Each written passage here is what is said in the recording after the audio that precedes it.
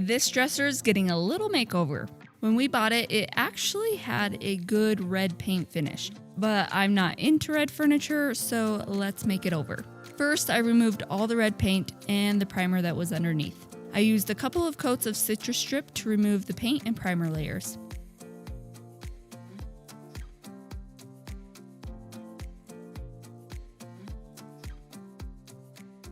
Then I scrubbed off the residue with some mineral spirits and steel wool.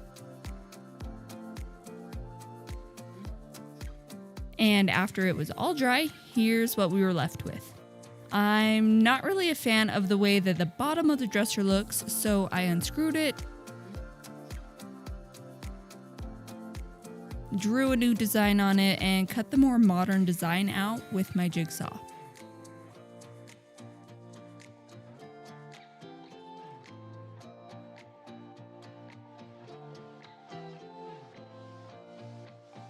And then I sanded all of those edges smooth because I definitely did not cut everything perfect. There were also some drawer corners that were broke, so I mixed up some quick wood and molded it to the shape of the corner with the help of a piece of wood behind it to support it. Quick wood comes in a little roll. You just need to break off how much you want, mix it together, and then you can shape it or shove it into holes to fill damage. It's not very stinky either. After an hour, it's dry, so I sanded it to finish shaping it and make it flush with the wood around it. Then I taped off the drawers and rolled on 2 coats of Behr Shellac base primer. Since I'm working with raw wood now, there's a huge chance that I'll have bleed-through issues, and this primer is the best to combat that. The top of this dresser is laminate, and this primer will help the paint stick to the laminate too. I realized that I didn't fill in the old hardware holes, so I filled those in with some quick wood. When it was dry, I sanded it down and then I had prime over it again.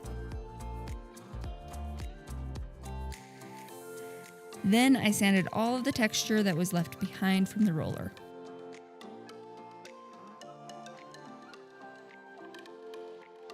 And then I brushed on some Behr chalk paint in the color Adirondack blue.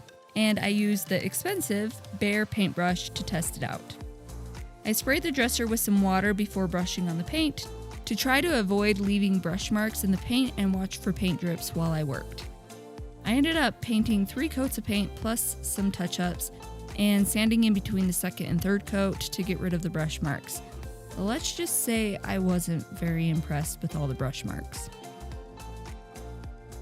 When the paint was dry, I sprayed 3 coats of top coat to seal in the chalk paint. So far, this stuff is my very favorite spray-on water-based top coat. Then I put everything back together, and here is what it looks like now. What do you think of the new look? Let me know in the comments. Are you confused and not sure where to start with your furniture makeover?